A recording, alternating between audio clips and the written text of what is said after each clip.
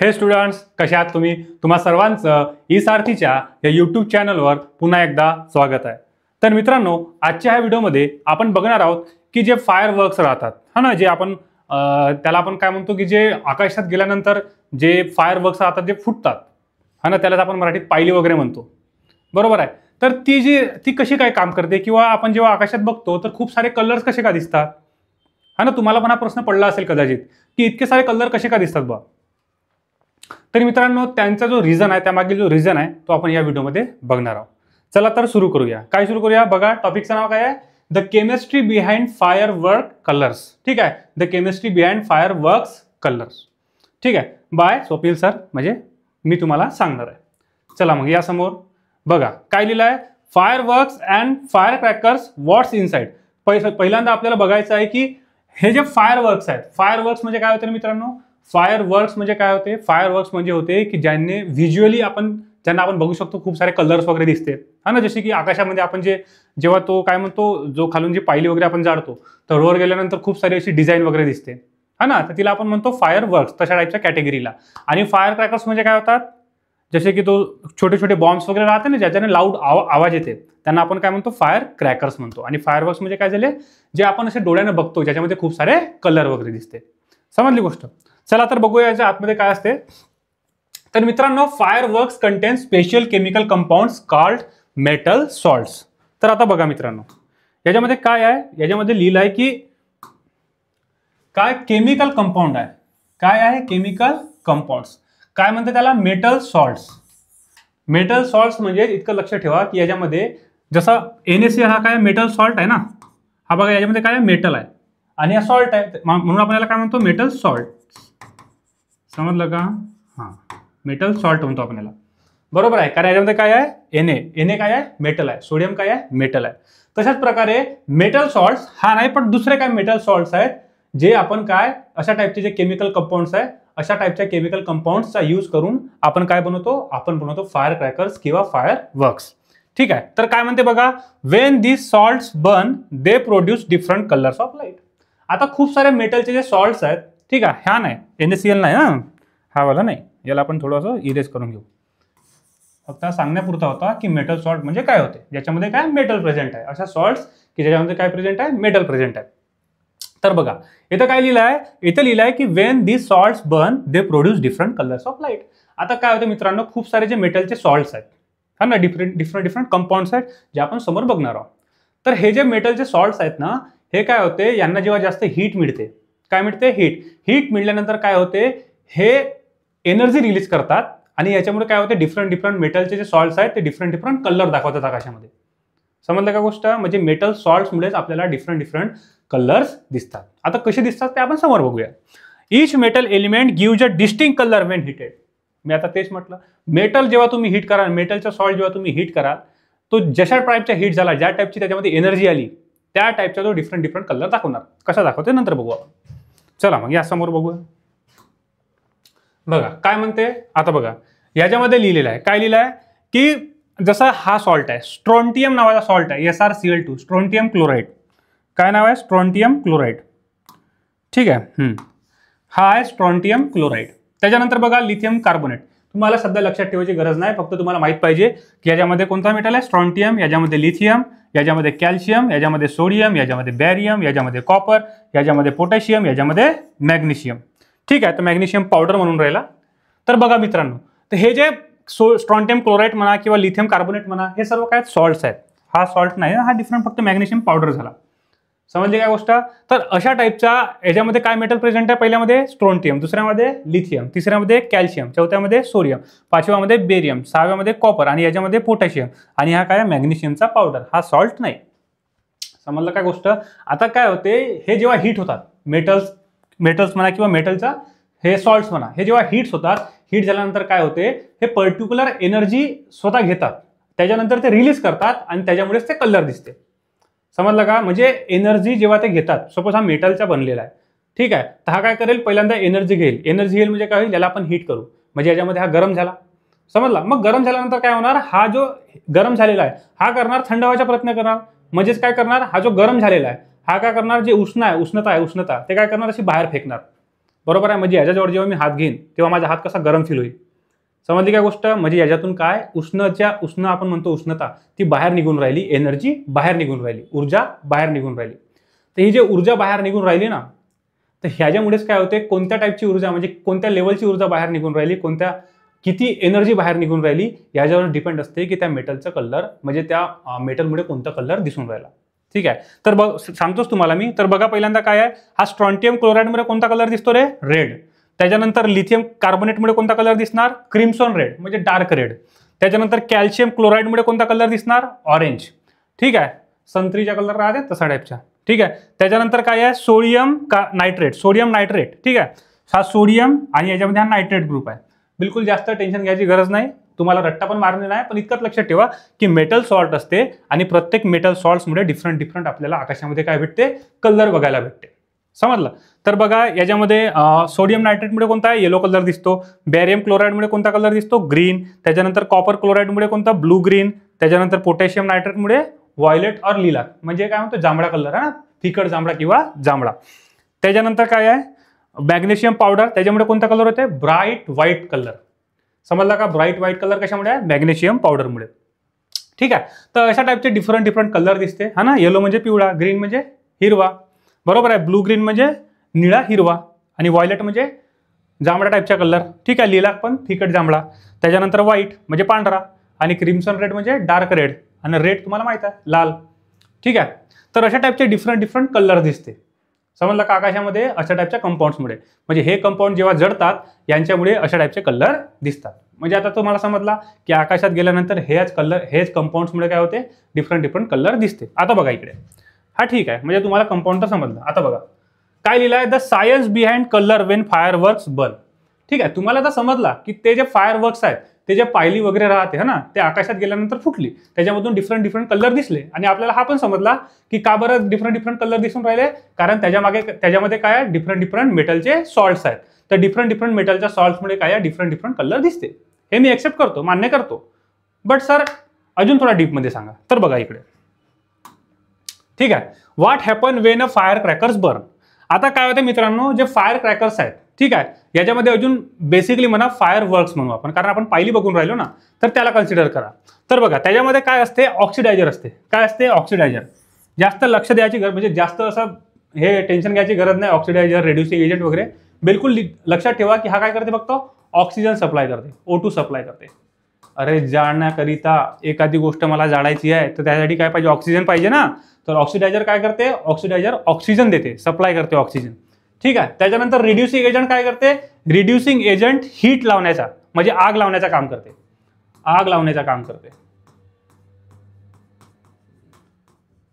लावण्याचा कार्य. ठीक आहे. चारकोल वगैरे जो राहते ना, चारकोल आपण म्हणतो, कोळसा वगैरे, कोळशामध्ये काय होते, कोळशाला जर आपण काय म्हणते, कोळशाला ऑक्सिजनच्या सप्लायमध्ये आपण जर त्याला हीट केला हा ना, तर काय होणार, तो बर्न होऊन गेला. ठीक आहे. तर तशा प्रकारे लक्षात ठेवा, ते रिड्युसिंग एजंट राहते, ते काय करते, गरम होऊन जाते, त्याच्यामध्ये एनर्जी क्रिएट होते, ते बर्न होतात. ठीक आहे. आणि हा जो ऑक्सिडायझर आहे हा काय करते, ऑक्सिजनचा सप्लाय करते. समजलं? ऑक्सिडायझर काय करेल, ऑक्सिजनचा सप्लाय करेल आणि रिड्युसिंग एजंट काय करेल, हीट प्रोड्यूस करेल, एनर्जी प्रोड्यूस करेल. समजलं? त्याच्यानंतर आहे बाइंडर्स. बाइंडर्स काय करते, बाइंडर्स म्हणजे काय होते, बाइंड करणे म्हणजे पकडून ठेवणे, बाइंड करणे. समजलं का? तर सपोज हा इतकी पायली आहे, याच्यामध्ये खूप साऱ्या गोष्टी असतील. ऑक्सिडायझर आहे, त्याच्यानंतर रिड्युसिंग एजंट आहे हा ना, त्याच्यानंतर मेटलचे सॉल्ट्स आहेत एखाद्या पायलीमध्ये, बरोबर आहे का नाही, अजून बाकीच्या गोष्टी आहेत. समजलं का? त्याच्यामध्ये प्रोपेलंट्स वगैरे आहेत. ठीक आहे. तर ह्या ज्या सर्व गोष्टी आहेत, ओके, तर हे ज्या गोष्टी आहेत, फ्यूल वगैरे जे आपण म्हणतो ना, म्हणजे एखादी गोष्ट जाण्यासाठी कशाचा यूज होते, फ्यूलचा. तर ह्या ज्या सर्व गोष्टी आहेत, या गोष्टीला पकडून ठेवण्याचा, या गोष्टीला जोडून ठेवण्याचं काम कोण करते? बाइंडर करते. कोण करते? बाइंडर. बाइंडर म्हणजे पकडून ठेवणारा. समजलं का? याच्यामध्ये डेक्स्ट्रिन एक राहते, डेक्स्ट्रिन आहे, असाच लक्षात ठेवा, इच्छा असेल तर डेक्स्ट्रिन राहते, तो काय करते, असं पकडून ठेवते सर्वांना. समजलं का? असं जसं तुम्ही लाडू खाता ना घरी, तर लाडूमध्ये खूप सारे काजू बदाम राहते, पण त्यांना जेव्हा आपण लाडू बनवतो तर त्याला पकडण्यासाठी आपण काय करतो, त्याच्यामध्ये एकतर काय करतो, साखरेचा पाक मिक्स करतो, म्हणजे काय होईल, तो असा गोल गोल बनणार आणि चिपकून राहणार. तशाच प्रकारे बाइंडर पण तोच काम करते, साखरेच्या पाकासारखा ह्या सर्व गोष्टींना चिपकून ठेवण्याचा, बांधून ठेवण्याचा काम करते. ठीक आहे. त्याच्यानंतर मेटल सॉल्ट तुम्हाला माहितच आहेत. ओके. आता बघा, आता काय आहे मित्रांनो, वेन इग्नायटेड. आता काय झालं, ऑक्सिडायझरने ऑक्सिजन दिलं. ठीक आहे. मग सपोज हे पायली आहे, हे काय आहे पायली, याच्यामध्ये ऑक्सिजनचा सप्लाय भेटला याला, ठीक आहे, ऑक्सिजनचा सप्लाय भेटला, याच्या आतमधूनच मिळणार, ठीक आहे, ऑक्सिजनचा सप्लाय मिळाला. आता काय होणार, याच्यामध्ये असलेले रेड्युसिंग एजंट्स वगैरे आहेत ते काय होणार, हीट होऊन बर्न होणार, ठीक आहे, बर्न होणार. बर्न झाल्यानंतर काय होणार, बर्न झाल्यानंतर काय होणार, एनर्जी क्रिएट होणार. आणि एनर्जी किती क्रिएट होणार, एनर्जी क्रिएट होणार 1000 डिग्री ते 2000 डिग्री सेल्सिअस. समजला का, 1000 डिग्री ते 2000 डिग्री सेल्सिअस म्हणजे इतकी एनर्जी क्रिएट होणार 1000 डिग्री ते 2000 डिग्री सेल्सिअस. समजलं का, म्हणजे इतकी हीट प्रोड्यूस जेव्हा होईल 1000 डिग्री ते 2000 डिग्री सेल्सिअस, मग तेव्हा काय होणार, मग तेव्हा होणार हे जे मेटल सॉल्ट राहतील हे गरम होऊन जातील. मेटल सॉल्ट काय होतील, गरम होऊन जातील. आता बघा, the heat from the explosion provides energy to the atoms of this metal salt. मी तेच म्हटलं, काय म्हटलं मी, ते जे हीट आहे ते जे 1000 ते 2000 डिग्री सेल्सिअस टेम्परेचर झाला होता, कशामुळे झाला होता, कारण त्याच्यामध्ये काय प्रेझेंट आहे, एक तर ऑक्सिजनसाठी ऑक्सिडायझर प्रेझेंट आहे आणि त्याच्यानंतर त्यामध्ये काय प्रेझेंट आहे, रिड्युसिंग एजंट. हे काय करते, हे आग लावण्याचं काम करते, हे हीट वाढवण्याचं काम करते, टेम्परेचर वाढवण्याचं काम करते. आता काय झालं, त्याच्यामध्ये मेटल सॉल्ट प्रेझेंट होते, हा ना. आता टेम्परेचर वाढल्यामुळे काय झालं, जे मेटल सॉल्ट्स आहेत ते गरम झाले, ठीक आहे. किती टेम्परेचर होता, 1000 डिग्री ते 2000 डिग्री सेल्सिअस. आता हे गरम झाले भाऊ, म्हणजे याच्या आतमध्ये काय आली, एनर्जी आली. सपोज हा मेटल आहे, मेटलचा सॉल्ट आहे, ठीक आहे, मेटल सॉल्ट आहे, याला आपण काय दिलं, हीट दिलं, काय दिलं, हीट दिलं. हा काय होऊन जाईल, गरम होऊन जाईल, हा ना. हा काय होऊन जाईल, गरम होऊन जाईल, हा गरम होऊन जाईल ना. आता काय करणार, हा गरम झाला, ठीक आहे. आता गरम झाल्याचा अर्थ काय होते तुम्हाला सांगतो थोड्या वेळात. बघा, the electron in this atom absorb energy and move to higher energy level.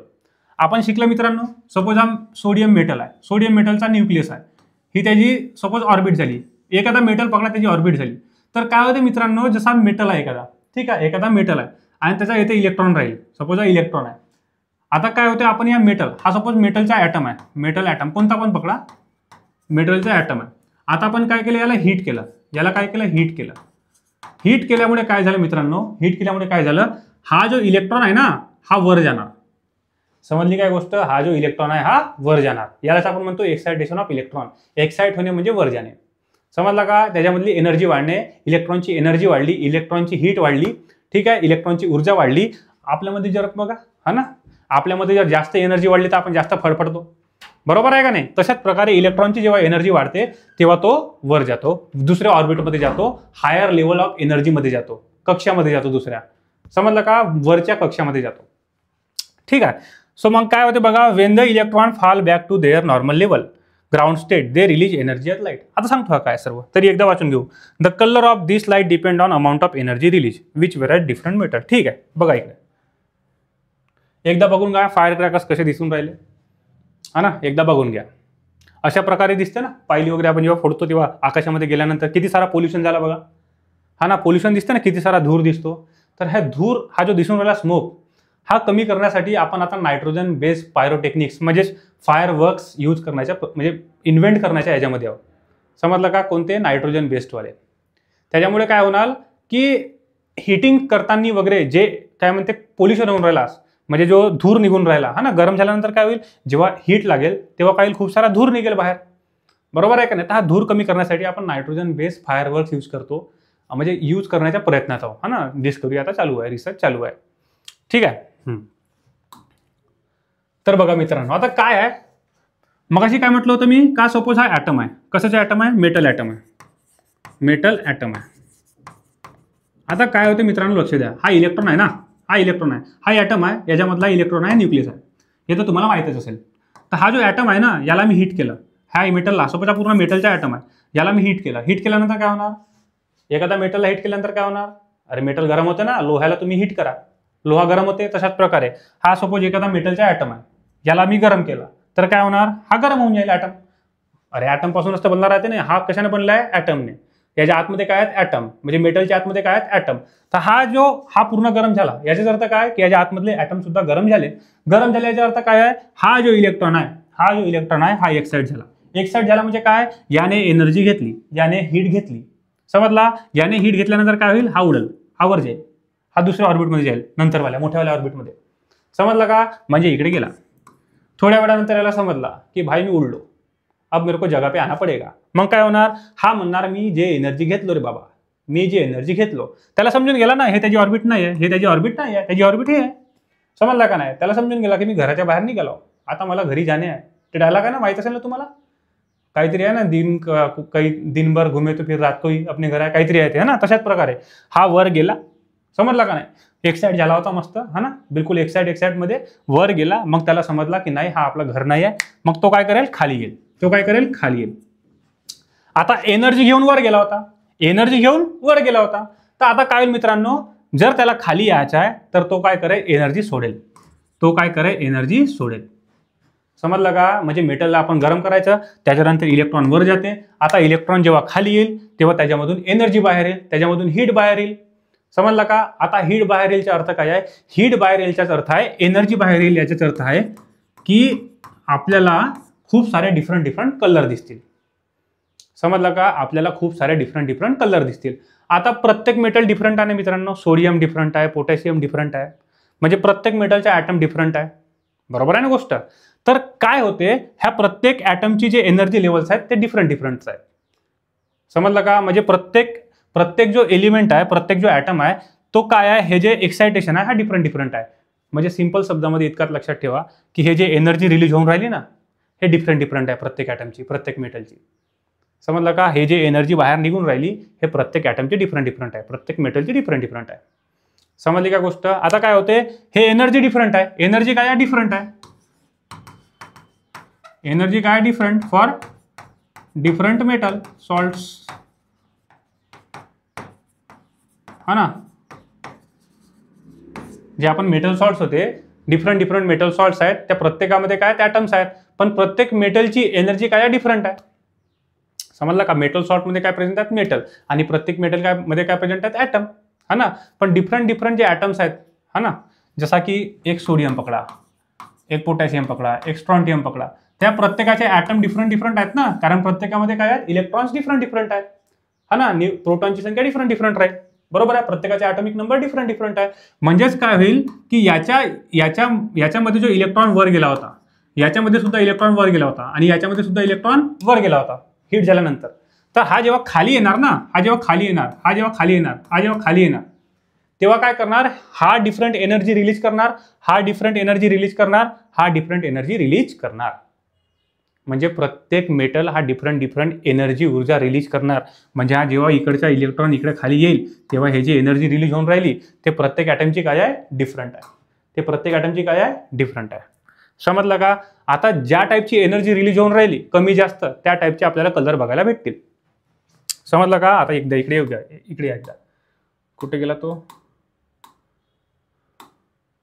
हा बघा, strontium metal, lithium, calcium, sodium, barium, copper, potassium आणि मॅग्नेशियम सुद्धा.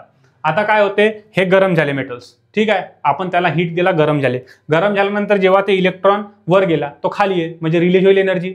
आता जे एनर्जी रिलीज झाली, तर ज्या टाईपची एनर्जी रिलीज झाली त्या टाईपचे कलर भेटतील. कमी एनर्जी जास्त एनर्जीनुसार राहते. याच्यामध्ये एक कन्सेप्ट यूज होते, त्याला आपण म्हणतो वेव्हलेंथ. काय म्हणतो? वेव्हलेंथ. सध्या आपण डीपमध्ये जात नाही, ठीक आहे. सध्या आपण डीपमध्ये जात नाही. वेव्हलेंथ म्हणजे काय होते? अशा टाईपची वेव्ह राहते ना, हां, याच्यावर तो डिपेंड असते. सध्या आपण त्याच्यामध्ये पडत नाही. फक्त इतकंच लक्षात ठेवा. काय लक्षात ठेवा? की डिफरंट टाईपचे कलर का बरं दिसून राहिले? कारण ह्या मेटल्समधून डिफरंट टाईपची एनर्जी रिलीज होऊन राहिली. समजलं का? कमी जास्त एनर्जी रिलीज होऊन राहिली. ज्या टाईपची एनर्जी रिलीज झाली त्या टाईपचा कलर आपल्याला बघायला मिळतो. समजलं का? तो एक समोर जाऊन तुम्ही इलेक्ट्रोमॅग्नेटिक रेडिएशनचा स्पेक्ट्रम शिकाल. EMR स्पेक्ट्रम म्हणतो आपण त्याला. काय म्हणतो आपण त्याला?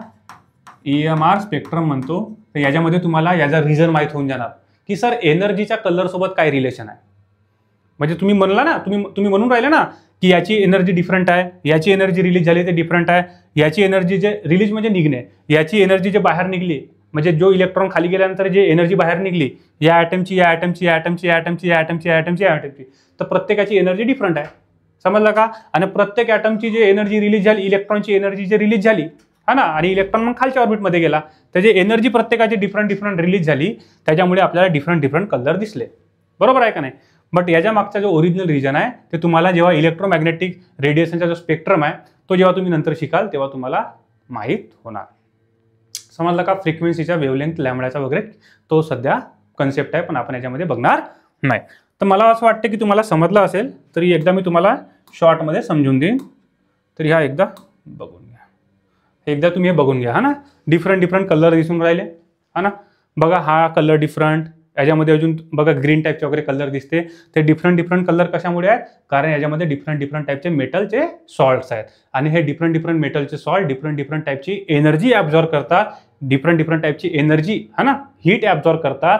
आणि काय होते, त्याच्यामधले जे इलेक्ट्रॉन्स राहते ॲटममधले ते वर जातात आणि जेव्हा ते इलेक्ट्रॉन्स खाली येतात तेव्हा ते डिफरंट एनर्जी रिलीज करतात आणि डिफरंट एनर्जी रिलीज करण्यामुळे काय होते, डिफरंट कलर बघायला भेटते. समजलं का? म्हणजे डिफरंट वेगवेगळे मेटल बघा, मी लिहून देतो तुम्हाला.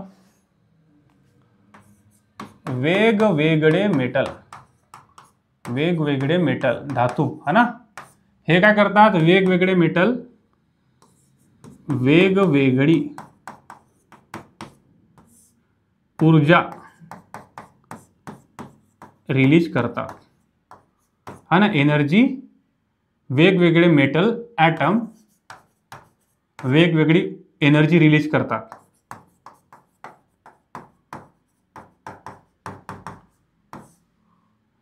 एनर्जी रिलीज करतात आणि इलेक्ट्रॉन खालच्या ऑर्बिटमध्ये जातो.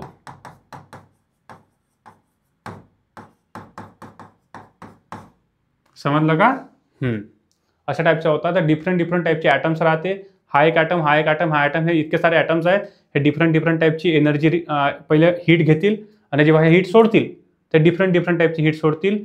तर यानं सपोज डिफरंट हीट सोडला, एनर्जी सोडला, याचा कलर डिफरंट, याचा कलर डिफरंट, याचा कलर डिफरंट, याचा कलर डिफरंट, याचा डिफरंट, याचा डिफरंट, याचा डिफरंट, याचा डिफरंट.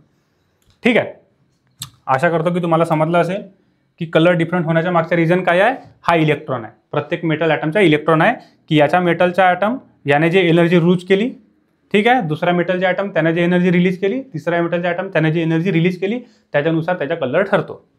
ओके. तर आता बघा, आता काय आहे, तुम्ही बघत असाल की आता पहिलेच्या काळात नॉर्मल होता ना, एकच फुटून जाईल हा ना, ग्रीन येलो. आता काय होते, आता डिफरंट टाईपचे डिझाईन दिसते. बरोबर आहे ना, आणि कलरचं कॉम्बिनेशन पण दिसते. फिकट green, dark green, pink is green, yellow is green, जे पण असेल. ठीक आहे, तर असं का बरं होते मित्रांनो? तर त्यामागचं रिझन आहे की आपण काय करतो, जे मेटलचे जे सॉल्ट्स आहे ना त्याची लेअरिंग तशा टाईपची करतो आपण. म्हणजे जेव्हा ते वर जाऊन जसे बस्ट होतात, फुटतात, तर तेव्हा काय होते, ते आपल्याला असं डिफरंट टाईपचे मिक्स्ड कलर दिसतो.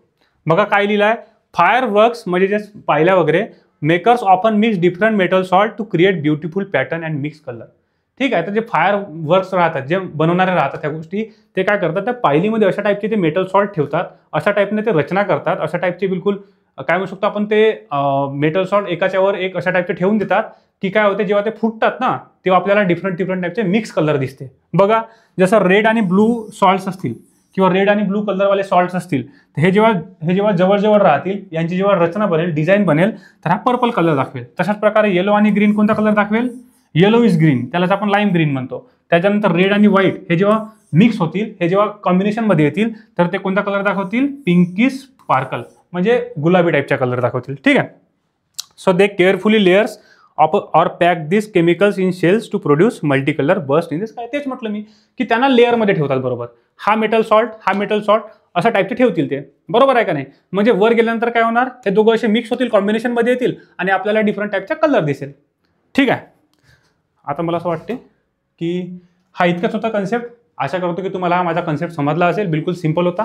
तुम्हाला जर थोडा काही डाऊट असेल तर तुम्ही पुन्हा एकदा रिवाइंड करून बघून घ्या. आणि तुम्हाला जर आमची व्हिडिओ आवडत असेल तर आमच्या ई सारथी या ऑनलाईन काय म्हणते चॅनलला, यूट्यूबच्या चॅनलला लाईक, शेअर आणि सबस्क्राईब करा. मी इथेच थांबतो. धन्यवाद.